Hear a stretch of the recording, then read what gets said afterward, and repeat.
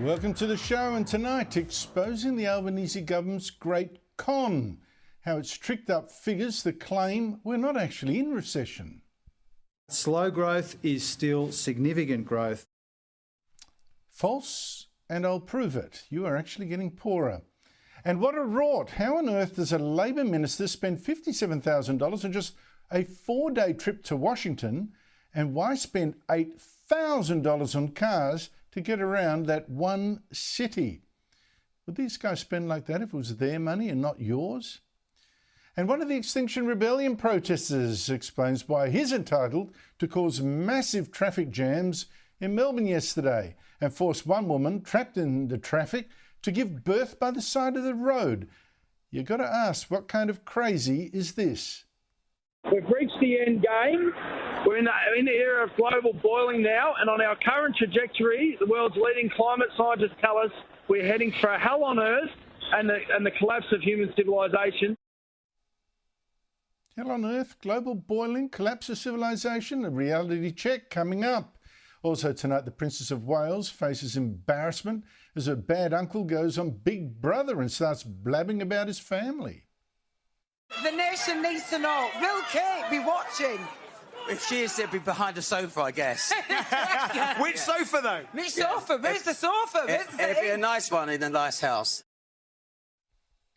Oh dear, but first, Chris Bowen has done it again. Last year, this man, the Climate Change and Energy Minister, laughed off claims that the massive offshore wind farms that he wants built all along our coast might actually harm whales. Whales are smart animals. They can navigate around oil rigs, gas rigs, cargo ships, cruise ships, offshore wind turbines. Well, fast forward to this morning when Bowen slipped out a press statement announcing his latest whoopsie.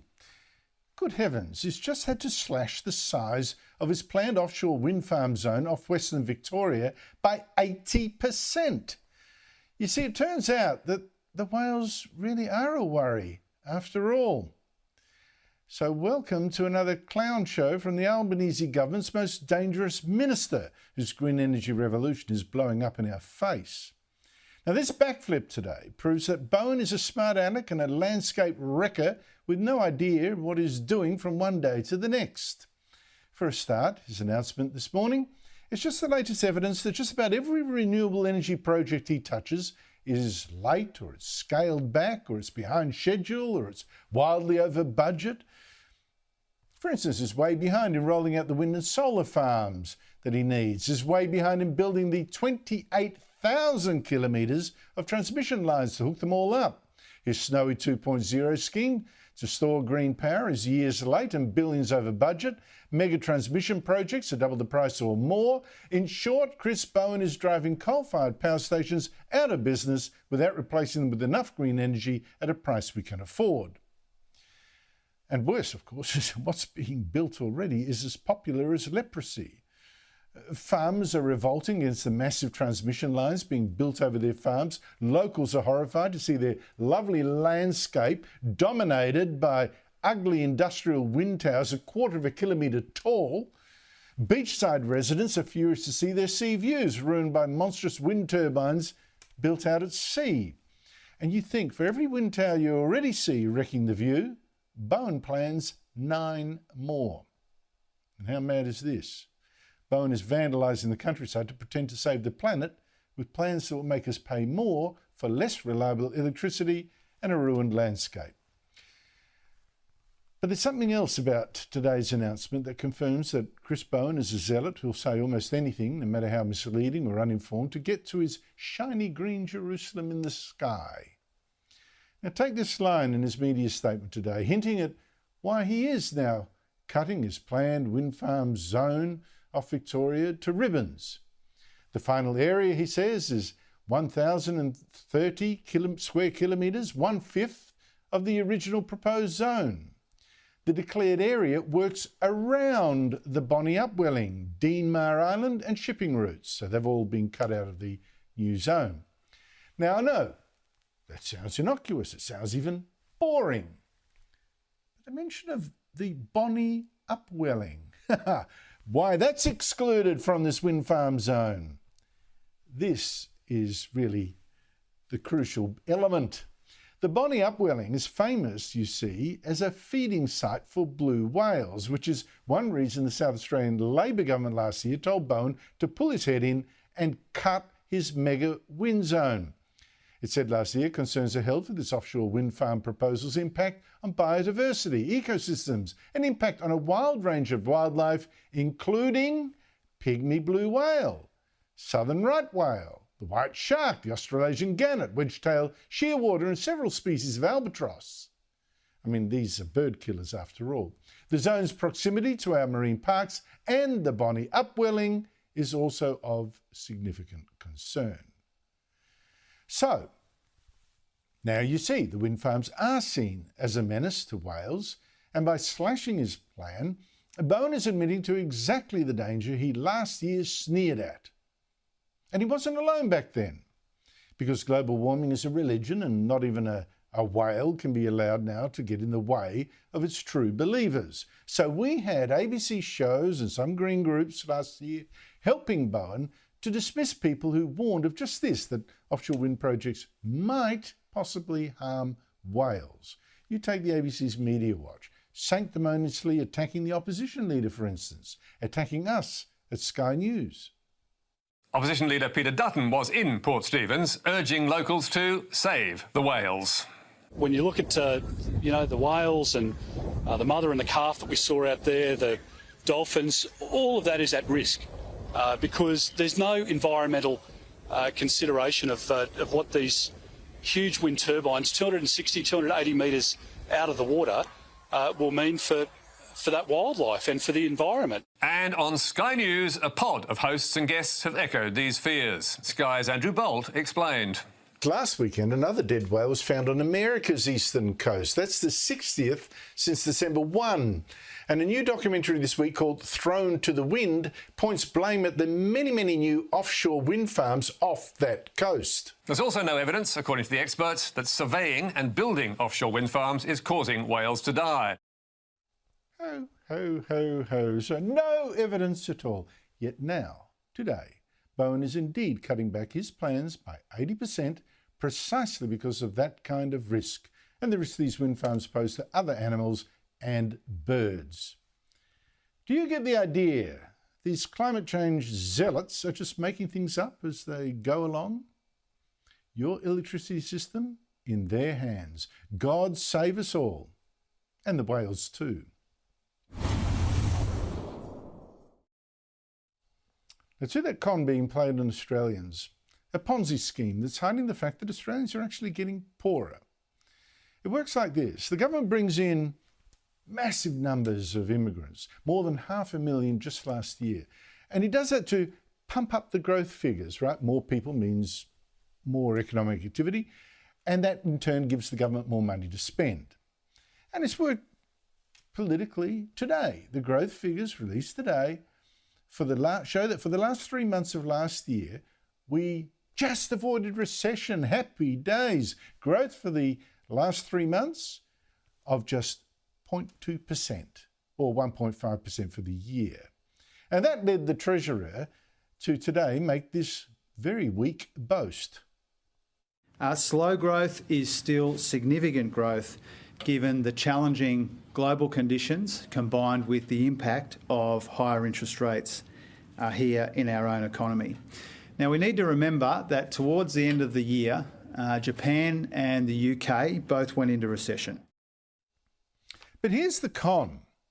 Japan, it doesn't want or allow mass immigration. It values preserving its culture, its unity, its social bonds. And the only reason that we aren't also in recession with Japan is that our government, in contrast, imported more than 500,000 immigrants in 1 year. 2% of our population in 1 year. And that, of course, helped make the economy bigger. Got the growth figures today. Yes, but when you divide that slightly bigger economy among the much bigger population with all these new immigrants, we actually got poorer per capita. We got poorer by 1% in the year. Joining me are Cameron Milner, former Chief of Staff to Labor leader Bill Shorten, now Director of GXO Strategies, and Michael Costa, former New South Wales Labor Treasurer. Michael Costa, the growth figures today, what did they tell you? They told me that monetary policy is working, that the Reserve Bank's interest rate hikes over the last 18 months or so are slowing the economy. Look, I find it extraordinary that Jim Chalmers tries to take any credit at all for this. All of the heavy lifting on slowing the economy, and the reason we're slowing the economy, Andrew, of course, is to take the wind out of inflation. You're right to say that, on a per capita basis, those growth figures really don't reflect what people are feeling on a daily basis in terms of the cost of living. But in terms of inflation, and there's two components of this, I think we're heading on the right course. And the issue for me is not that. The issue is, as we go forward, some of the government policies that are in place may be playing against what the Reserve Bank's doing. And what I'm talking about, and you mentioned one in your lead-in, Bowen's crazy energy schemes. Remember, what held up the growth numbers was energy-intensive mining industries. And secondly, Burke's changes to industrial relations may well take the wind out of all of that business investment, and you could see this thing being really in difficulty if they can't get these policies put together. So I look, the figures show that the Reserve Bank's monetary policy is slowing inflation.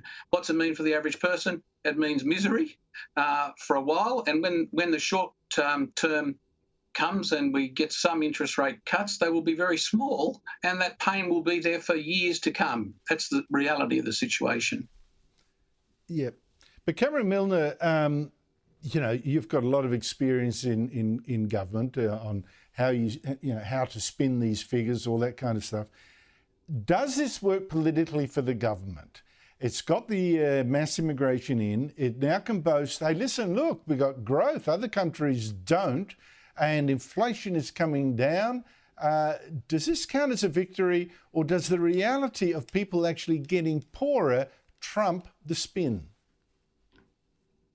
Well, I think the personal recession that Australians are going through certainly trumps the spin, and that's going to be the government's problem, because they might have brought another 500,000 people in, opened the floodgates to a lot of immigration, but the services haven't kept up, our roads haven't kept up, our hospitals haven't kept up. So the reason why people can't find a house to rent or go to a GP on time or get to work on time because the congestion is government hasn't kept up with the floodgates of the migration that they've let rip to create a 0.2% growth at the end of last year. So we paid a huge transactional price of 500,000 extra people looking to use our roads, our hospitals, our schools and everything else to get out of a technical recession, whereas Australians are living through a personal recession right now.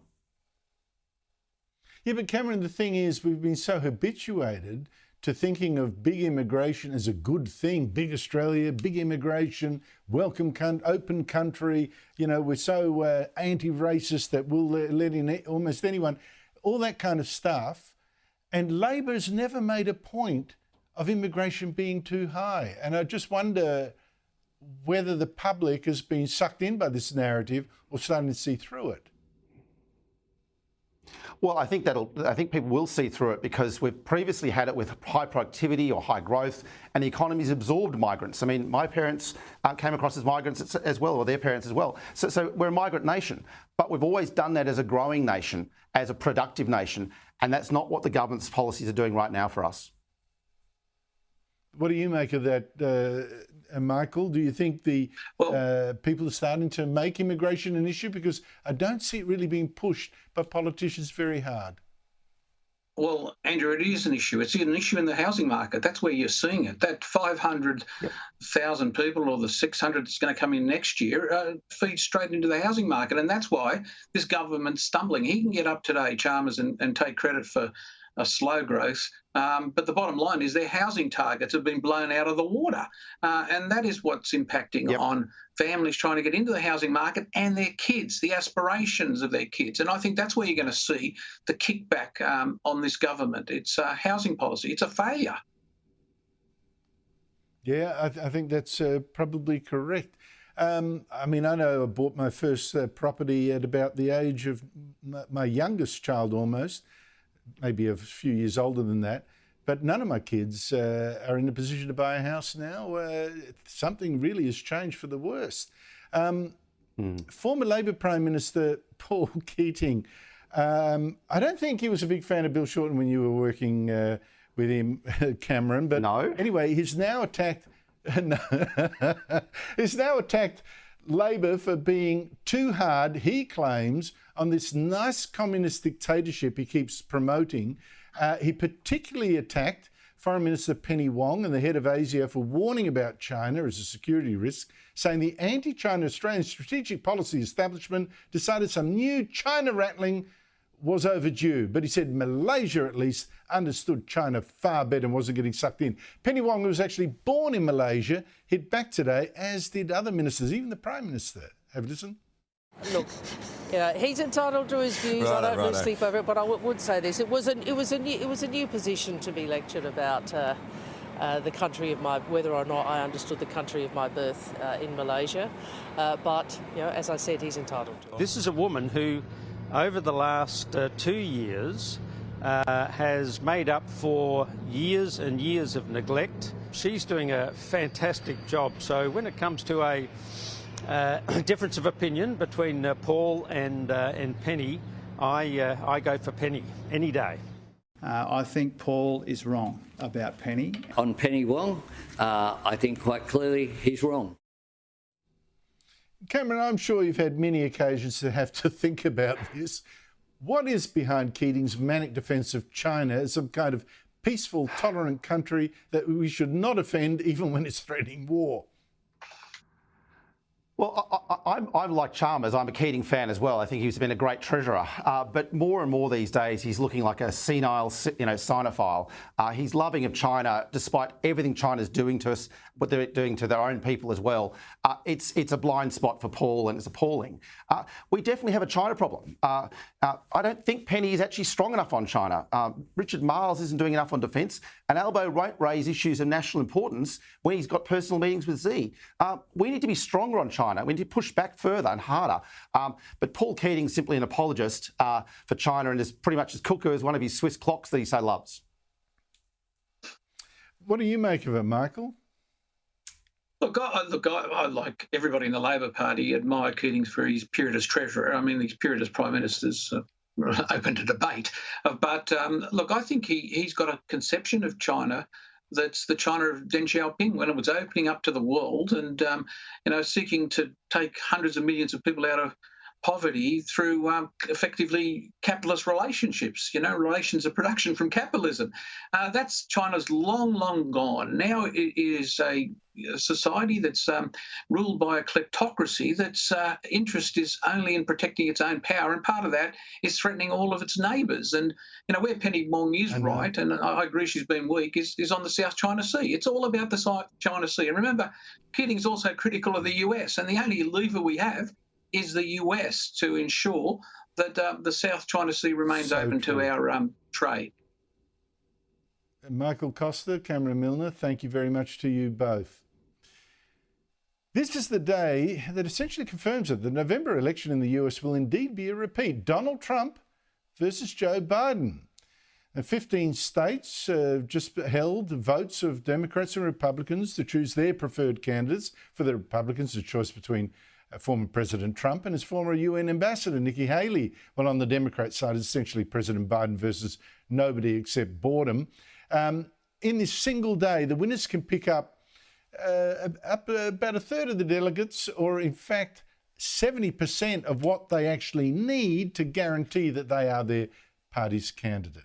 Joining me from Sedalia, Colorado, is Sky News US correspondent Annalise Nielsen. Annalise Nielsen, thanks for your time so late at night. Let's start with a contest between Trump and Nikki Haley. Now, Trump went in today already having won every contest so far, except in the very left-wing Washington, D.C. That went to Haley. Today, though, all she picked up was the seat of the state of Vermont. That's the only one she won. Big win for Trump, wasn't it? Look, it was. There's no other way to look at this than a success for Donald Trump. He won in a number of states. The only one that she picked up was Vermont. You're absolutely right. Again, quite a left-wing state. But what's coming through on the polling booths when we speak to people is the fact that she really wasn't picking up any of those normal Republican voters. We're seeing in quite a few different contexts, because it is different rules in every state. But what we were seeing was Democrats voting in the Republican primaries saying, look, there's no point in us voting in our own primary because we've got Joe Biden regardless, unless they wanted to do a protest vote about Gaza and write in uncommitted. They wanted to influence the Republican side of the ticket, and every single one of those voters, you ask them, well, what will you do come November if it's Haley versus Biden? Well, I'd probably vote for Biden. So that's where it's a really difficult task for Nikki Haley to push ahead. But the other thing I think we should watch is just how much the Republican establishment's locked in behind Donald Trump.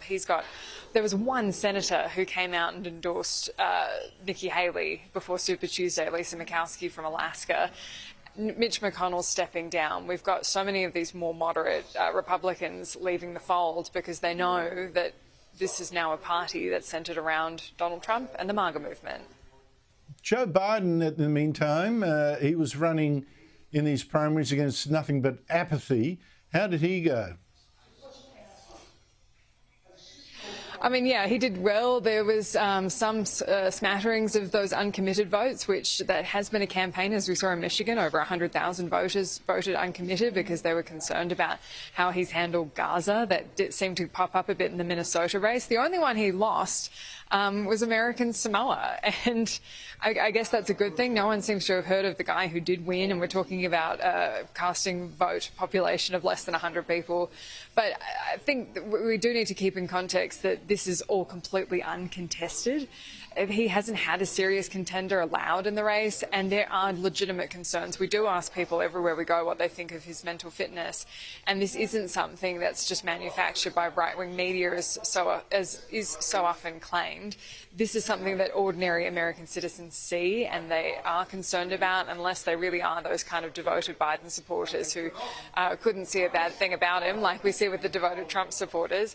What we do see is concern about whether he can take on another 4 years. It's not a matter of seeing out his term now. It's saying that, OK, he's going to be in for another 4 years and leave when he's 86. It's interesting, isn't it? I mean, there are those...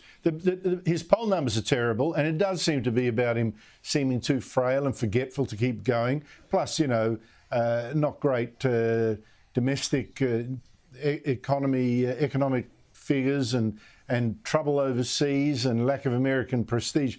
He had this response yesterday. What's your message to Democrats who are concerned about your poll numbers? My poll numbers, the last 5 polls you guys don't report, I'm winning 5 in a row. You guys only look at the New York Times. They're a great paper. He's winning in 5 straight polls. Is that true or just another Biden fade out? I think it's a very optimistic read of a very pessimistic document. I'd encourage anyone to just look it up themselves. This isn't in-depth investigative journalism. Look at the polls. They're very comprehensive documents, and so you can tend to find at least one metric that works in your favour over others. But for the most part, he is polling terribly. He polls even worse in theoretical matchups against Nikki Haley. He doesn't poll well against Donald Trump, and critically, he's not polling well in those key swing states that decide these elections because of the Electoral College. You have to look at those states with the razor-thin margins that can flip, because that is how you become the president of the United States. And so when he says that he's polling well, you have to take a pretty narrow view of a broad document to come to that conclusion. Well, it's very late at night. Your defences are down. You're standing in a pub. So I'm going to put it to you. Gut feeling, the way things are shaping up, who will be America's president? I don't say this with any kind of personal intention for one way or the other. I still don't think this is settled. And I know exactly how the primary process works. I know how locked in we are technically with the maths. I know how these conventions work. But there is still every chance we could see a contested convention. We could see Democrats putting pressure on Biden to step aside, and that completely changes the calculus for the Republicans. Well, I think the way that Joe Biden is sleepwalking to, almost literally, to defeat, the Democrats are going to put huge pressure on him to step down. But in the end, it's his call and his call alone under the rules. So we shall see. Annalise Nielsen, thank you so much for your time. Really appreciate it. It's actually forced me to say something that's not true is... Oh, after the break. How about that? You caught me napping. The ABC has broadcast a new kids show to spread global warming panic, terrifying the children. Shame on them. Plus, a mysterious suppression order on an activist arrested over an alleged bashing. A person whose religion must not be revealed? Trust the ABC. Again, making programs for children to scare them stupid about global warming. All this water's coming in from the dam, which is normally never full, but it's really full right now. When smoke was flooding our property, we knew it was time to go. It was raining a lot and it flooded, and there was a lot of wind. It was just me and my mum there, and yeah, we were pretty scared because I'd never seen wind that strong in my life. In fact, according to a new report, 1.4 million Australian children and young people experience extreme weather each year. That's 1 in 6 kids. And researchers say that because of climate change, that number is on the rise. Even though I'm only 12, I've already been through 2 natural disasters. So I'm worried that when I grow older, I'll have to deal with more and more natural disasters. Give me a break. In fact, we used to be told global warming meant fewer flooding rains, not more. We've had fewer cyclones over the past 50 years, and our chances of dying in a climate-related disaster has never been lower. Joining me on Newswatch is Sophie Ellsworth, media writer for The Australian. Sophie, why is this ABC report all scare and no facts that would actually reassure children? Well, Andrew, it's pretty concerning that the taxpayer-funded broadcaster is putting out this type of content about a climate emergency on its website behind the news for Australian school children. This information goes into the primary schools. You know, young students watch this show and they're being told there's a climate emergency. Now, there's absolutely no refuting arguments in that news report. And these kids seem terrified. And interestingly, Andrew, at the bottom of the report, there is a link to Headspace, the mental health outlet that gives kids tips on how to deal with climate anxiety. This is really worrying.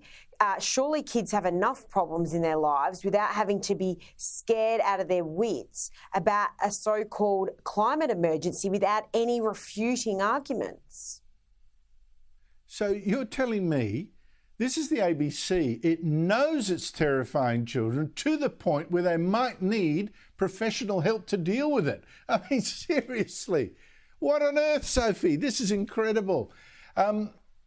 Meanwhile, a really weird thing, Victoria, of course, this has to be the most extraordinary suppression order put on on all journalists about a story that the Herald Sun today still tried to cover about a man who had his finger broken by a hammer, it reported, in an alleged attack by 2 people who we can't name, we can't photograph, religion, we're not allowed to tell you. One of them has campaigned for victims in the Middle East, according to this report, and I know for a fact has shared a stage with the Greens. Now, this alleged victim, claims he was attacked because he works for a Jewish business, although police say they have no evidence for this allegation. But why the suppression orders? Have you got any clue, any insight into this? Well, Andrew, really the media has been left in the dark about the reasoning behind this suppression order. Yes, of course, suppression orders are appropriate in some cases, but this is a very concerning alleged crime, and many would argue that the public have a right to know who this alleged perpetrator is, and they are being left in the dark too. And I note in the story it was classified or labelled a hate crime, which Victoria Police have refuted. I think a lot of Victorians would like to know more about this, but unfortunately, and even us talking about this, Andrew, we're restricted in what we can do. It's ridiculous. They haven't refuted it. They've simply denied it. But that doesn't mean I have no idea. None of us know. Look, the whole thing is really weird. And I tell you what, Sophie, suppression orders are a cancer. And I think Victoria, from memory, might be about the worst state for issuing them. That's got to stop. Sophie Ellsworth, thank you so much for your time. Really appreciate it. After the break, you just saw kids being taught to be global warming extremists and warriors. Well, I'm going to show you adult global warming extremists, how they can cause havoc and force this woman, for instance, to give birth by the side of the road, to save the planet. What is it with these bullies? Plus, the Prime Minister defends soccer star Sam Kerr, who's facing trial over alleged racial harassment. I wonder, would he defend a Conservative like that?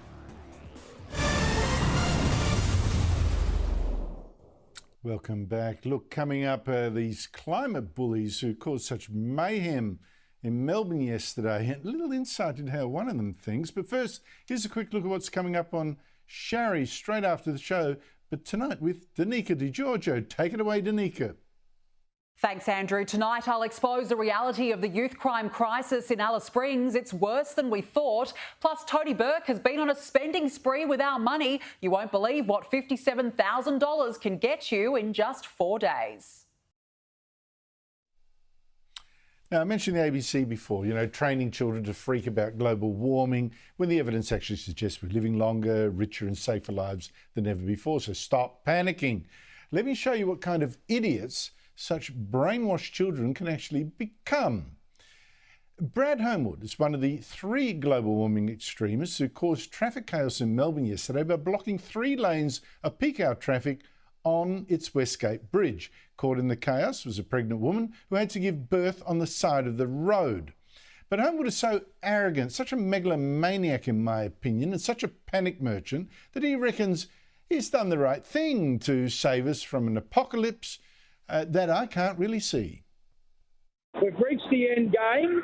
We're in the era of global boiling now, and on our current trajectory, the world's leading climate scientists tell us we're heading for a hell on Earth and the collapse of human civilization. Joining me are Daniel Wild, Deputy Executive Director of the Institute of Public Affairs, and Evelyn Ray, Sky News presenter, a regular commentator on this show. Daniel, listen to this guy. We're at the end game. Global boiling, hell on Earth, collapse of civilization. I mean, seriously, this guy himself represents the end of civilization, believing such complete nonsense and blocking traffic to force us to believe it as well. Well, you're right, Andrew, and the concerning thing is I think he's being genuine. He believes what he's saying. It's not an act. And as you alluded to, this is what happens when you have the major institutions of your society that are pushing one particular message, whether it's in our schools, our universities, the media, big corporates. Australians are just inundated with highly misleading predictions about global warming and the effects that that's supposed to be having on our society.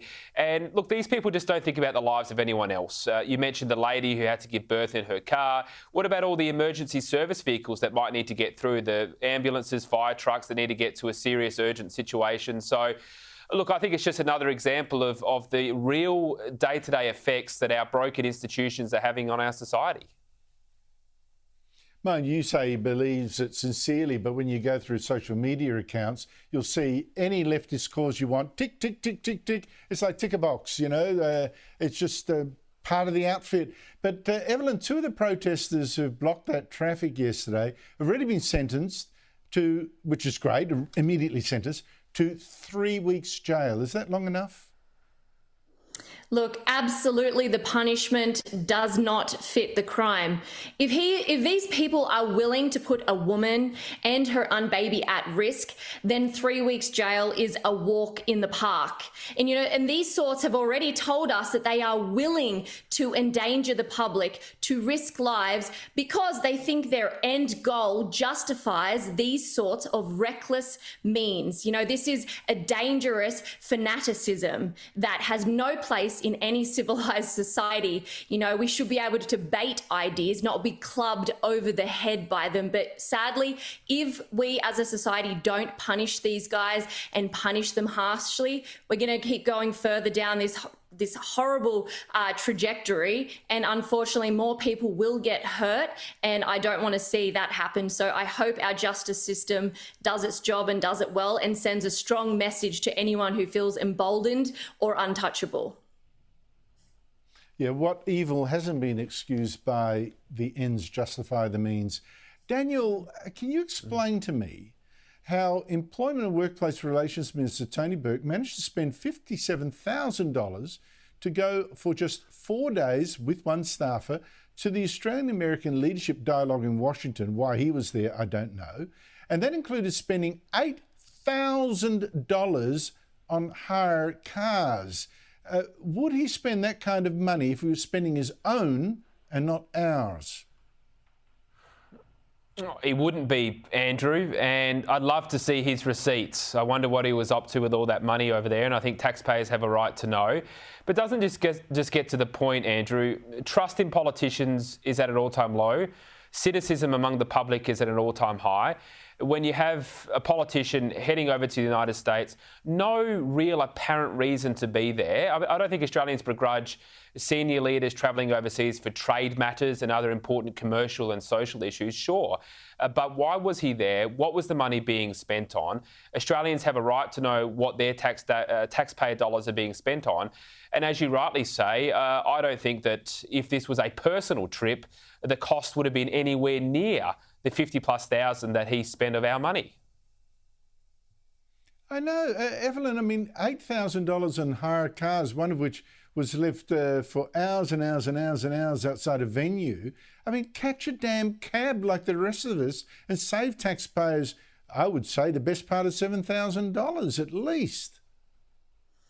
For sure. And I think it's just a reflection on how little majority of our politicians think of us, the Australian taxpayer, the very people who pay for their jobs. They disrespect us all the time. They disregard us all the time. And they just see us as, plebs underneath their feet, and we raise them up as Lord and God or something like that. They don't care about us. We're going through a cost of living crisis. If anything, at least try to act if you don't actually care. At least try to, on the surface, make it pretend like you're conscious of Australians back home who are doing it tough. But I hope voters remember all the politicians out there who clearly do not care about them, and perhaps the next time that they have to check a box.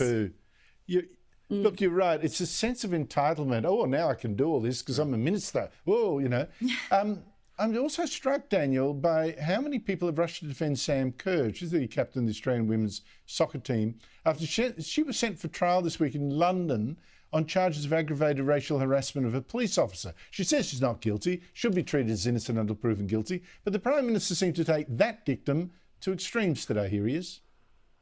I will say this about my contact with Sam Kerr, who was our flag bearer at the coronation. I think my contact with her was exemplary. She did Australia proud at that time, and I think that my contact with her has been nothing but delightful.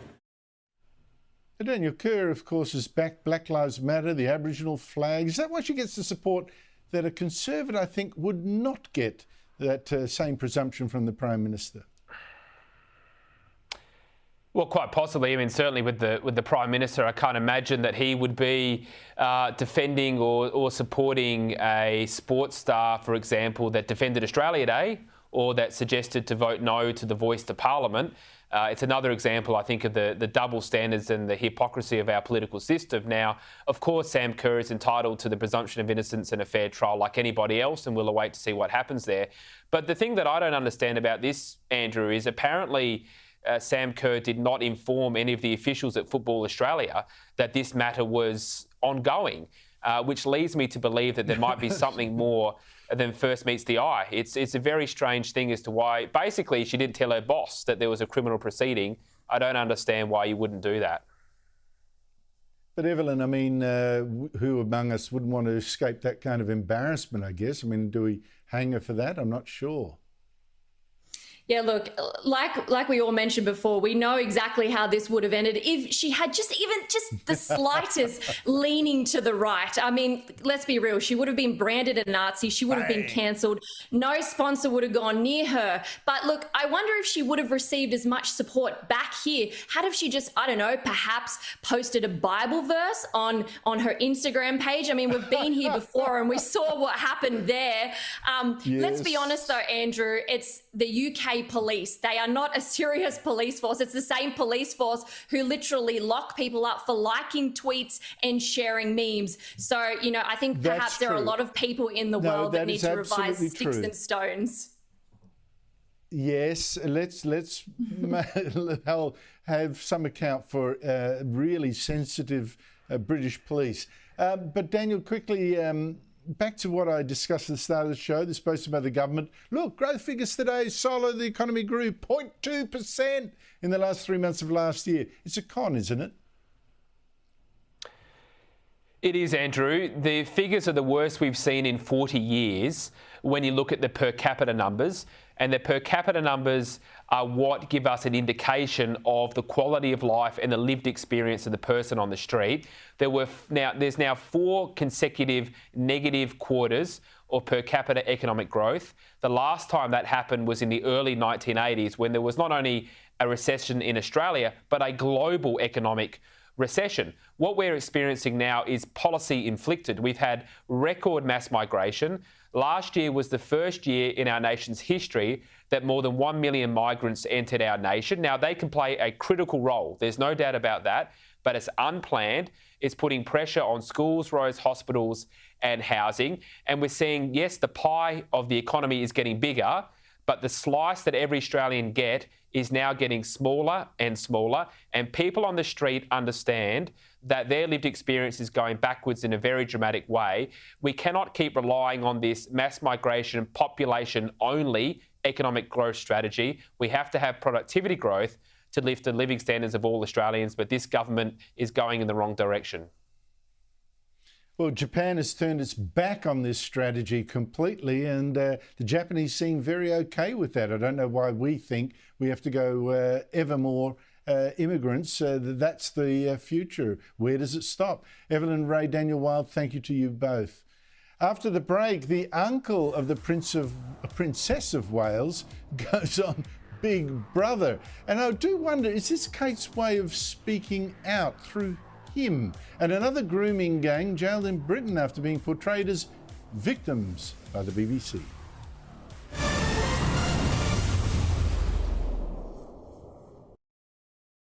Now, a story of from top class to no class, a story of our times, although it just makes me wonder. It might be my book recommendation tomorrow, actually. Gary Goldsmith is the uncle of the Princess of Wales, Kate Middleton. The bad uncle, he says, the bunkle. And he's gone on the Big Brother reality show of all things, cash for comment really, about the royal family. The nation needs to know, will Kate be watching? If she is, it'd be behind a sofa, I guess. Which sofa, though? Which sofa? Where's the sofa? It'd be a nice one in a nice house. Now, so far, this bunkle has just offended the princess as a wonderful person. Her husband is very nice, and Prince Harry's attacks on them is unfair. But still, while it's giving, though, the royal goss, one mystery does remain. What is the illness that's so serious that Kate Middleton, Princess of Wales, has had an operation and was out of sight of the media until one paparazzi picture this week and won't be back at work for months to come? That's all a bit Joining me from London is Patrick Christie, star presenter at GB News, now the only Conservative TV channel left in Britain after the end this week of Talk TV. Patrick, what is Gary Goldsmith up to? What about my theory? Do you hold it that this is actually Kate's secret way of getting out her story? Well, if it is a secret way of getting out her story, she's picked a very unusual way of going about it. Gary Goldsmith is an incredibly colourful character, Andrew, with an incredibly colourful past, OK? He is, though, not the dodgiest uncle in the royal family, to be fair. So, look, I think the fact is that apparently they wanted Sarah Ferguson, the Duchess of York, and they couldn't get her, and so they've gone for Gary Goldsmith instead. As you said, so far, he's just defended Kay. He's said that Harry and Meghan have thrown them under a bus and all of that. The problem is that obviously Kate at the moment is quite unwell. Presumably he does actually know more than the rest of us about what is going on. And at some point, when you're trapped in the Big Brother house, potentially as well when they occasionally wheel the alcohol in and it's cameras 24/7, could that come out? That could be seriously, seriously bad. You mentioned that there's a picture there that has leaked to the American press. So far here in the British press, we've either been choosing not to or not been able to reveal anything about Kate. There are some concerns amongst some elements of the British press. It's like, look, we do help to pay for the royal family. Should we not be getting a bit more information? The Ministry of Defence put their foot in it yesterday by saying she was going to attend a Trooping the Colour event on June the 4th. They've since retracted that. You know, look, it does seem as though the last thing, really, that the royal family would want is for good old Uncle Gary to wander into the Celebrity Big Brother house. I suspect is the kind of uncle that doesn't get told the family secrets. Everyone's quite aware, but I don't know, who knows. But why is there this mystery about her illness? What is that? Is that just, respecting personal boundaries, or I don't get it. Yeah, I think it's a bit of both. I mean, the fact is that the royal family does have a huge amount of power over the British press in this country. And if you ever want any kind of ongoing relationship with the royals, which obviously everybody does, then if you are the one who goes straight over the top and broadcasts something, especially something deeply personal like Kate's illness, then you are going to be excommunicated from the royal pool, as it were. I do also think that there is a genuine sense, really, of concern, and it's not the only issue at the moment. Everyone knows that our king is suffering. Camilla apparently is going to have to take a holiday because she's so stressed out about everything that's been going on. William has been out of sorts as well, to say the least, at public appearances. So I do think there is that element of respect, but that does not necessarily exist in the American press. And if someone does go over the top stateside, then it is going to be very hard to contain here in Britain. Yes, that is true too. Listen, I've been amazed by a story that you've been covering, Patrick, on your show. The BBC's been following the life in Britain of some Syrian refugees, including Omar Bedreddin. And in a show called To Hell and Back, described how a woman supposedly accused him falsely of rape. This is a different case some years ago, but accused him of rape, probably, he claimed, because she was a racist. Here he is. أنا برأيي أنا إنه شافتنا غريبين عن البلد وما بنحكي لغة، وحسيت هذا السبب إنه نحن غريبين عن البلد، إنه حسيت إنه ما بدهم شخص غريب بالبلد، مشان هيك عملت هي القصة كلها. Now, that BBC's report is not aged well, Patrick, as you reported. Tell us about Omar Bedreddin since, and why he is now one of the 4 people in this police mugshot, along with 2 other Syrian refugees and a Kuwaiti.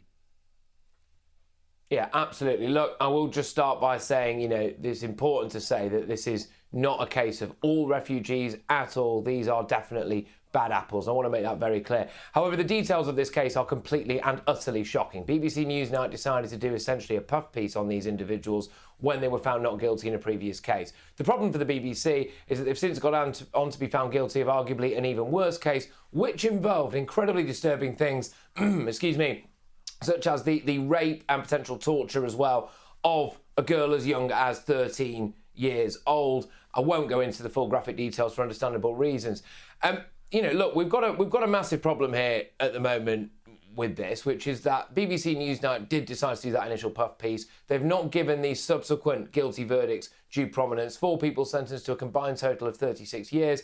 But there are other shocking details to this, Andrew, which is that one of the individuals got a suspended sentence despite being found guilty of just incredibly awful circumstances involving a child. The other issue with this is I contacted the Home Office yesterday to say, once this lot have served their sentence, is there any chance that you might deport them?